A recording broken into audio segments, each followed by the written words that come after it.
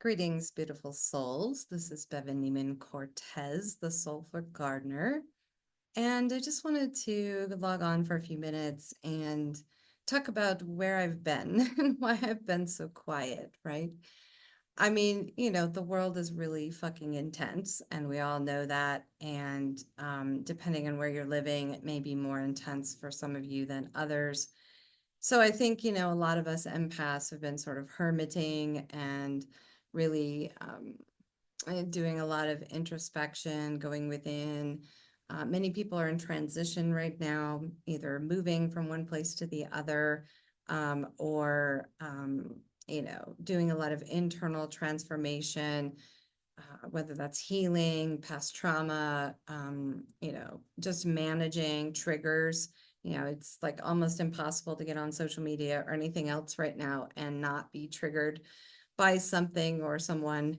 Um, and I think that right now, and particularly in my own life experience and the things that have happened to me over the last 3 or 4 months, I have noticed there's a lot of things showing up for me, and perhaps it's this way for you as well, where it's like, not it, right? Like, fuck, no, not it, right? Like people showing up in your life, having a conversation, you're like, no, not it.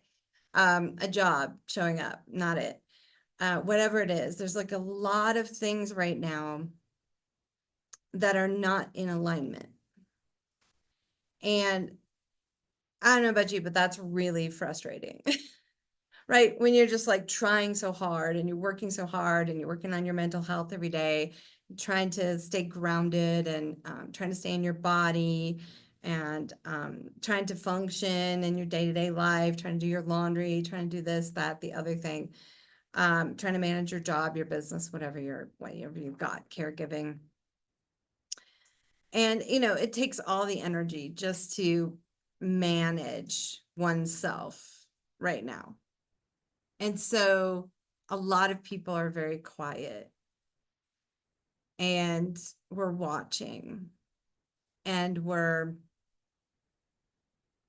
transmuting energy within ourselves that is our own to transmute, not other people's, but our own stuff, our own past life memories, our own childhood trauma, our own blah, blah, blah, blah, our own chronic illnesses. We are processing a lot right now, and it just takes everything. And so as much as I love writing, as much as I love teaching, and I miss doing those things because I've been very private and just out here on the homestead. Juan and I have been chopping and carrying wood and putting the garden to bed for the winter, and just getting prepared and going through a series of things, like I said, that showed up in my life. I was like 3 things in a row. It was like, not it, not it, not it. And I'm like, okay. And so then you start to ask yourself every day as a part of that self-care routine, because there can be a deep frustration with a lack of movement. I'm an Aries. I'm work on patience all the time. I want things to happen rapidly. I'm a fire sign. It's different for different people, but if you feel impatient with your life not changing or moving ahead, or whatever that may be, just understand, I think it's like the quality of time right now is different. And I don't really know why I say that. It just comes through that it's almost like we're living simultaneously through multiple timelines at the same time. And you may have a foot in one and a foot in another on one day, and then you're flipping and switching. And it's like we're at this big train station, right? And there's all these tracks coming in and out, and all these trains you can get on. And you might ride on one for a while, and you're like, nope, this isn't it. This isn't the direction I'm going. So you get off at the station and you pick another train and you go on that one. And it kind of feels like that right now. Like we're just trying out individually and collectively what timelines like we want to walk down. We're starting to realize as a global society that we do have a choice about what timeline, like we have human free will, and we haven't been using much of it, honestly, or if we have, some people have been using it in the wrong way. Woo, that was really intense. It was like right when I was saying that some people are using their free will in a way that's not helpful, loving, or kind. And a lot of us are feeling like this, right? Feeling like the 10 of Wands, okay? Like we're trying to do all the things, or we tried to do all the things, and we tried to hold it all up, but things are starting to slip. Maybe you're not getting back in your emails as quick as you should, or maybe you are um, dropping the ball on a personal level, forgetting appointments, or not getting something done on a deadline at work.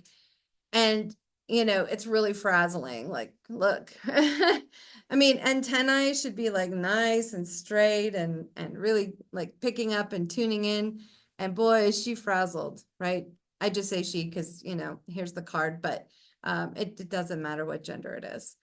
But the 10 is a completion, because really I think what this quietness is, and the reason we're kind of going down these timelines, like a little bit and little bit and going, is this it?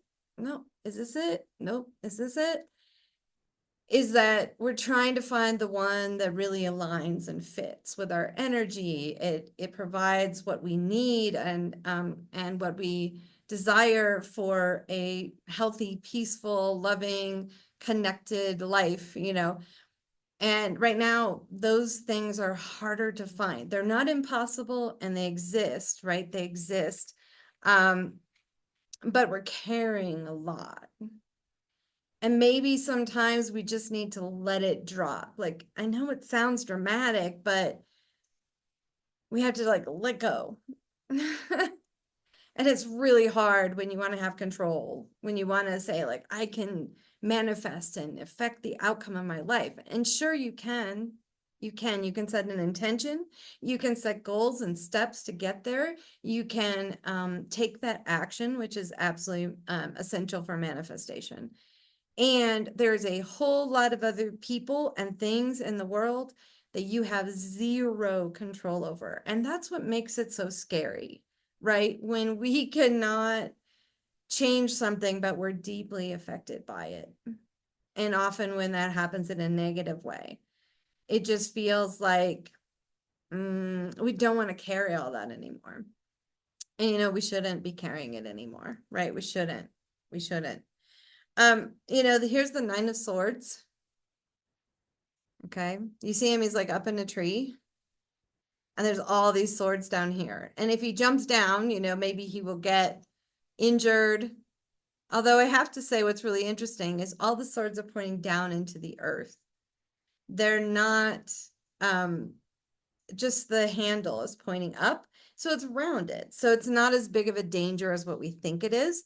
And of course, the swords are the mental energy, all those voices in the head, the 9 members of the committee, the inner critic, the inner child, the perfectionist, the blah, blah, blah, blah, blah, the you're not good enough one, whatever it is, we're kind of tired of sitting up in this tree. We're tired of listening to these voices externally, internally, in our family systems, whatever. We're tired of it. It's came up in reverse. Like, we're dropping things that are not essential. And we're getting out of this mode of having all this mental chatter, which puts us in a difficult mental and emotional position. And where we're going, my friends, even if it doesn't feel like it, even if you're getting a lot of no's, even if you're not sure what the hell to do, even if you don't know who you are anymore, what's coming is the Empress, right? One of the most powerful spiritual cards in the deck. And she, he, they, whoever you are, listens to their intuition. Okay. 3 is a small change. Okay, like a 5 would be a larger change, would be like a tipping point. A 7 on a card would be a massive change, like you're getting ready to make this a permanent part of yourself. So it's not a one. A one is just like a brand new, maybe it's like sending out an email or doing a little bit of research or having one conversation. But the three is a little more evolved. The three is you have some information, you have some background, you have some experience, you know what you're doing, you've been in this before. You follow the cycles. There's like the moon cycle, right? Here, the 3 moon cycles. You're listening, and there's a lot of new information that's sparking ideas about things you've already done that now you're going to be repurposing in a new way. You're going to reignite that passion, right? You've already done it. You're not a newbie, but you're not a master of it either. You are gaining the skills and you're ready to launch because here's the stars. Like it's like kind of like a fireworks display over a stadium, right? Like, okay, we have this idea, and guess what? I have a little bit of experience in that, and I know where I can get training in that, and I know where I can do this, and I know how I can get more information so I can have healthier relationships. Like, you're not new to it. This is a card of maturity and growing in that maturity. There are skulls here around her dress, around these petals, which are really like the petals of a flower. And that means some things have to be let go of. Some things have to be complete. You have to wrap it up, be done, move on in order to really grow this here, in order to incubate those ideas, those inspirations, those divine downloads, and basically be ready then to get them out into the world when it's time, when they're ready to hatch. So, she has her feet, excuse me, firmly on the ground, lots of blooming flowers, lots of, pollination could be something. There are many people you're having conversations with, you're networking, you're looking at different groups or communities you might want to join. So we're dropping anything that is heavy, burdensome. I don't know if I can say that word. Anything that drains you of energy, anything that makes you feel less than, makes you doubt yourself, we need to drop that shit. We just need to drop it. It's time. I mean, the world chaos is overwhelming and terrible, and it makes you wonder, like, why did I come here at this time in human history? Why did my soul get into this line for this era? However, we're needed here. And the way that we can be most effective in whatever it is that we're doing as highly sensitive, empathic, intuitive people is to let go of anything that's not working in our life. And it may be that we love that thing, or we like that thing, or it's familiar to us and it's just really hard to think about letting it go. But if we can, then we make this transition, okay, from this overburdened, people pleasing, taking on everything, saying yes to everything, feeling responsible for the world, trying to solve all the problems, standing on barren ground, to this, really trusting ourselves, owning our power, believing in those divine downloads and listening into that and hatching and incubating that and taking all of your past experience in whatever sector of life I'm referring to for you, and really blossoming that into something powerful. So it's, boy, my friends, it's hard. Okay. It's hard. I laugh, but I mean, I'll just share a couple of the things that I've been through. Okay. And it's not because I need sympathy or I want to make this about me, but you may resonate with some of the things I'm talking about. So, for example, some people know that I have disabilities. I have chronic illnesses. I have multiple chronic illnesses. So I can do this work when I feel good, and then I can't when I don't. And so I applied 2 years ago to the United States Department of Disability Benefits, and I jumped through all kinds of paperwork, all kinds of hoops, all kinds of bureaucracy. I went to government doctors who had to do assessments on me. I mean, I did so much. It was like a part-time job. And at the end of it all, I was denied benefits. And, just for context, I'm 53 years old. And the soonest that you can draw Social Security pensions in the United States is 10 years from now. So with that denial, I was basically told, yes, I know it's really hard for you to function in your day-to-day life sometimes, but we still are going to make you work for 10 more years. And so then I went on this journey through all the emotions, of course. You put your heart, your soul into something, you really need the support and so forth, and then you don't receive it. It's really devastating, right, to your self-esteem. But then what was weird is I began to feel eventually this sigh of relief. Okay, so sometimes we want something really bad and we think this is the timeline, this is the path. I'm going to go down this path. I'm going to put a lot of energy into it and I'm going to get it, right? I'm going to get it. And then we don't. And then we doubt ourselves. Did I do something wrong? Did I do this? The mental, the Nine of Swords comes in and we start this process. But you know what? As we begin to heal from that disappointment, a lot of times what we feel when we don't get what we thought we wanted is relief. Because what happens is then it opens space for new eggs to be put in the nest, new divine downloads to come in, new realizations. And the realization I had about this was, even though I genuinely have to make a lot of accommodations for myself, I have to budget my energy every day because I only have so much before my body can't do anymore. What I realized was being in that state of having to prove that I was completely incapable of ever working again or contributing to society was really messing with my mental and emotional health. And it had me seeing myself as less powerful and someone who had to beg my government to help me when I paid in for 38 years into that insurance system. And it wasn't healthy for me to be in that place. I can say I am a person with a disability. I'm a person with a chronic illness. I don't have any shame about that.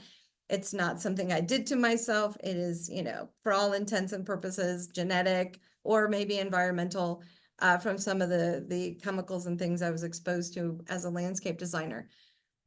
But it made me feel ashamed to have to tell people how hard it is sometimes in my life and to share these personal, intimate secrets. And it made me feel better to say, yes, I'm disabled and I'm perfectly capable of contributing as long as I make accommodations and other people make accommodations. It's not a problem that I have this. What's a problem is expecting me to work full time in order to support my family when I cannot. And so now what's happening is I get to be creative because I want to contribute. I'm going to contribute. I'm always going to contribute. Probably until my last breath, I'm going to be teaching or writing or trying to do something to help humans and our planet. That's just the way I'm wired. So given that, how can I be creative? How can I look at where I want to put that time and energy? If I only have so much every day, if I have a budget, what can I lend that to? And I've done this immense exploration of environmental activism, environmental education, permaculture, herbalism. And I've looked at all the different parts of the climate change sector and where you can work and where you can fit into that. And what happened is I came back around again to things that I used to do. So some of you know, and some may be not familiar with this background, but I worked for a nonprofit youth organization for 15 years before I became a landscape designer, and then I became a coach. And in that, I had the chance to mentor thousands of youth, work with thousands of different families. It was incredibly important work in my 20s. I grew up there.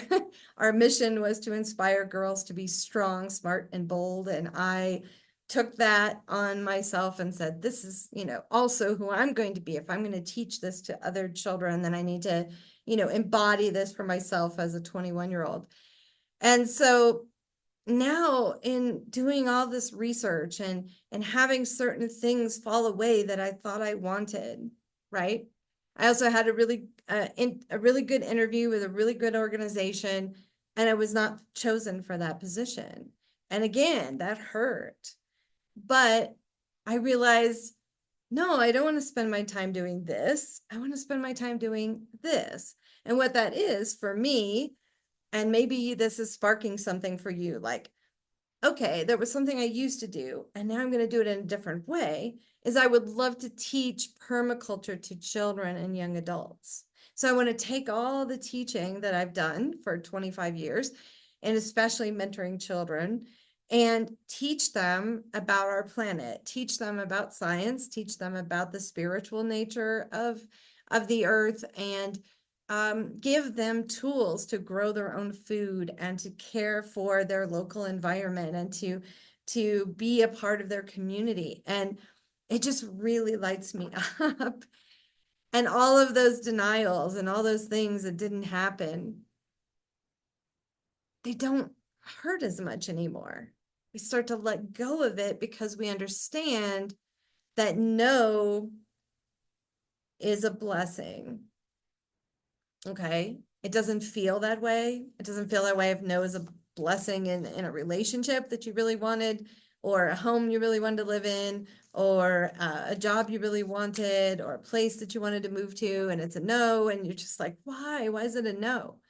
And what I've recognized in my life is that if we continue to be on the spiritual path and we do our individual practices, whatever that is for you, that keeps you grounded and also connected, right? It's like that through line that runs from, the heavens into the earth and through us, whatever that is for you, as long as we are continuing to practice that path, continuing to attempt in the best of our ability to walk the talk and live it, right?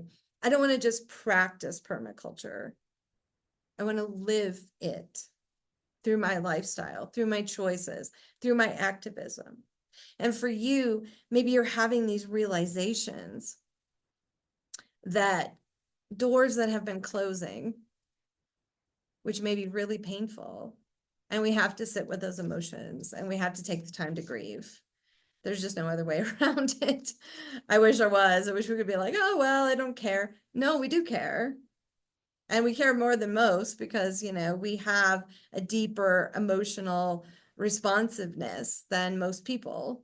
So when something happens and it's a no, it feels like rejection. It feels like a denial of something you worked hard for, something you really wanted. But in fact, we just want to know, okay, the Empress is coming, right? The Empress, the one who's in the flow, the one who's engaging in that grounded spiritual work, the one who's living their ideals, the one who's nurturing these divine downloads and inspirations and listening to their intuition and banging that drum when they need to bang the drum and standing in their power, right? They're not holding all the sticks. They're not trying to do all the things. They're not trying to be pleasing. They're not trying to keep up with whatever and whoever and whatever our society says. Most of us live in a dysfunctional system. And so, this is the work that we're doing, my friends, and we don't always know when we're here how the hell we're going to get to here. And it really isn't through our free will and our forcing and our pushing.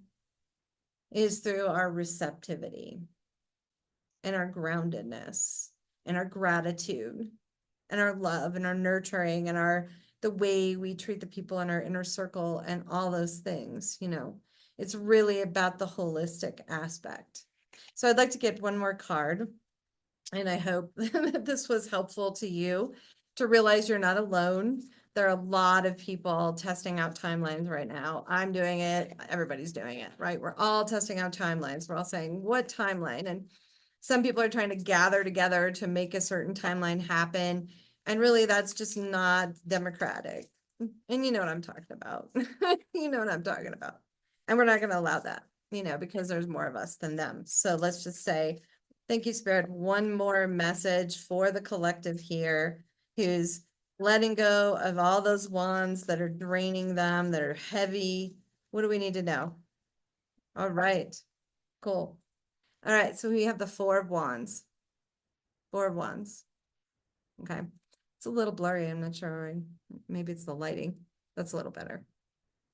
Okay, so you see this person here is standing between four candles, right? So there's four candles burning. Candles burn slowly, most candles. So it's not like a rapid bonfire, right? So understand that this is like drip by drip, slowly by slowly. She has her heart open, her arms open. She's like this, right? So we're ready to receive. Again, it's a very similar energy here, standing in your power. What I love about this one is she's also helping others, right? So there are these two little sort of goblins or whatever you want to call them down there, and they both have a little bird house with a bird in it. So she might be protecting and helping these people. We're protecting and helping animals and so on and so forth. And this is really what it's about, is focusing our energy to the extent that we can, and where we feel like we can still be stable ourselves, because the four is stability, right? You think about the four legs of a table, it's stable. So how can we stabilize ourselves? And we can do that not by extracting or taking from or pushing down others, but by uplifting others who then go on to uplift others. So this is really the ripple effect, right, that we create in the world when we choose to put down all of these wands and we get into a different energy. We get an energy of self-trust. We get into the energy of the magnetic. We get into the energy of the intuitive. We get into the rhythm and the cycle and the flow, and we realize that when things are happening for us and it's a no, we are not being punished. We didn't do anything wrong. It's not dramatically unfair, even though it feels that way. And I said that, this is not fair. What the fuck? It's not fair.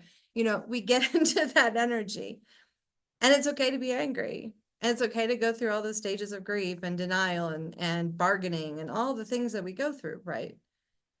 But at the fundamental level, what's going to allow us to move through this era, which is so intense energetically, is to do two things: to be really grounded in who we are, what we believe in, be willing to speak that out and stand for ourselves, be willing to be the person sometimes that says no to opportunities and things and people and places and whatever. It doesn't always have to be that you are the one who is receiving the no. Sometimes you can say, no, this isn't for me. Thank you very much. And so we need to be grounded and strong and in this more divine feminine strength. The Empress is kind of no nonsense, right? She is a magician. She can do magic. And she knows who she is, and she knows what she wants. And even if she doesn't know what she wants, she knows what she stands for. And she's going to stand in that. And then what happens is we dedicate ourselves to opening that tent for others when we can.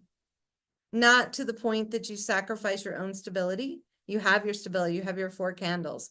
You're here. You're solid. You've got it around you. It's okay to work on that. And sometimes we need to. But that work can also involve, how do we open up those opportunities for people who have even less than I do? And this is the key. If we are going to practice permaculture, because permaculture isn't just permanent agriculture, meaning that we really assess how we can grow things like food forests, perennial food forests, where there's nut trees and there are bushes that have berries, and there are herbs underneath, and we're simulating a forest. This is a part of permaculture, right? Regenerative agriculture. How do we regenerate the soil through cover cropping and other things that we're doing, versus, till and throw a bunch of pesticides on? That is all really important. But permaculture is a societal system, is permanent culture. And we're saying, like, what timelines give us the best permanent culture for everyone involved? Not just for ourselves, not just for our own enrichment, not just for our own benefit, convenience, comfort, luxury, but what gives everyone that stability? What gives everyone a home? What gives everyone food? What gives everyone clean water? What makes sure that everyone has medical care, no matter who they are, just because they're human, just because they're born. We don't need to earn it. These are human rights. So how do we work on things, even on a small scale, whether you're donating, whether you're volunteering for an organization, or whether you want to make this kind of thing your life path, whether it's human rights, social services, environmentalism. There's many, many big problems that we have as human species and humps that we need to get over to get to our next level of evolution. And we may not see it in our lifetimes, which is also frustrating. But it's important for us to realize we are the foundation builders, right? That's why it's the four. It's the Four of Wands, foundation combined with action. And so if you're looking for, what do I do now in the context of the way the world is? How do I contribute? Perhaps this is going to help you understand that your energy, your time, your attention, your expertise is extremely valuable. And it's needed right now. It's needed. And leadership looks like a lot of things. I've talked about this many times before, right? You can have leadership within your own family and your own inner circle. You can have leadership inside your community and leadership to the world. But it begins with leadership to self. It begins by addressing this situation here. What is it I'm upholding? What is it I'm continuing to carry? And it sounds really cliche, and every tarot reader talks about this, right? But we take on too much. And we need to be discerning. Your time, your energy is really valuable. It's also limited in this body, in this physicality. So what are you going to do with that? Given what is presenting itself now, there's many, many ways that you could pick timelines that are going to lead to a positive outcome for all of humanity, the planet, all species here. So let's do it. Let's do it, right? There's a lot of wands here and a little less thinking and a little more action as we begin to come in pretty soon to Sagittarius season. So it's really perfect. Listen to your knowing. If something drains you, if something doesn't excite you, if something is taking too much and you can't even hardly stand to do it anymore, or be there anymore, or be with that person anymore, like, why continue? Yes, it's going to be painful. It's going to be hard to hear no. It's going to be hard to say no. But these things have to happen in order for you to get here. Okay? In order for you to get here, this is what we need to do. So this is what I'm doing. This is why I've been quiet. I've been licking my wounds and coming to new realizations and putting that nest in there and networking with people and trying to find, my new tribe of colleagues. And it's not an easy process. And some days it's great, and sometimes it feels really inspiring and passionate. And other days you're like, I can't take it anymore. I don't want to walk up this hill anymore. I don't want to carry something anymore. So then, look at everything. Look at everything: sleep, diet, water, work, sex, relationships, friendships, everything. Look at everything and make some decisions about what is really going to be best for you and how you can step back into your power, to recognize your power, not because you're trying to have power over other people, because you are powerful from within.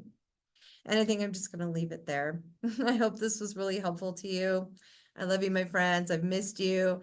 To the best extent that I can, I will try to continue to communicate. Just a lot of life changes right now. And, I know the same is happening for you out there. I wish you all just so much love and the very best. And I know you will find the right timeline for you. It's okay to experiment and go down. And as soon as you realize, nah, pull back and go down the next one and the next one and the next one, and you will find it. It's just a matter of time and it's coming. So be well, my friends. Namaste.